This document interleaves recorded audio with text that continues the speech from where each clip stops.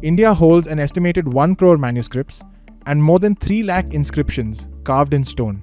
It is the largest documented record any civilization has ever produced. And yet, less than 1% can be read or searched by the world today. The rest is vanishing, page by page. Across crumbling palm leaves and fading ink, much of it has been carefully documented.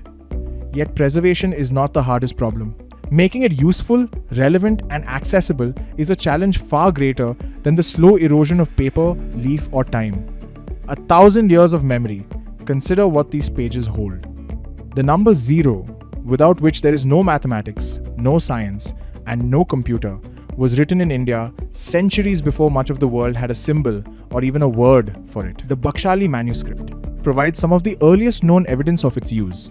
Carbon dating places parts of the manuscript centuries before Aryabhata, offering remarkable glimpse into the deep roots of India's mathematical tradition.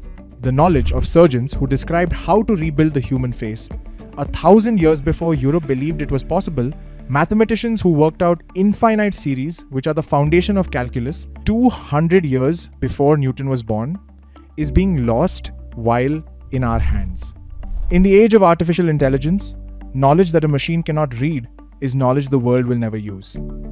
The richest archive on earth lies in the dark, unread, unsearched, unprotected. This is not someone else's burden to carry.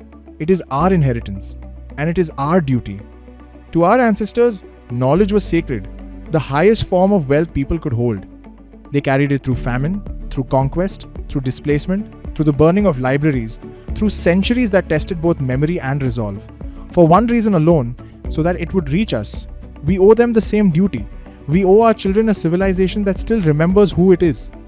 Because if we let these words turn to dust, no one will recover them.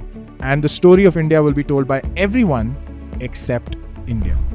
This is the work of midf. We are building India's knowledge infrastructure, the bridge between our civilizational record and the modern world. Across the country, more than 200 groups are working to preserve fragments of this heritage. Most work in isolation, their collections scattered across private drives and aging computers, at risk of disappearing within a single generation. Their work is real, but it is scattered and it is locked away. So we are doing what no one else is doing right now. First, we are setting the standard. Working with some of the most distinguished scholars in the country, we have built the most rigorous standards this country has known for digitizing a manuscript or an inscription, a single, open, Unicode-compliant language so that every archive can finally speak to one another. Second, we are building an open platform, a living research-grade archive hosted in India, open to all, where a manuscript is not merely preserved but read, searched, transcribed, translated, and built upon.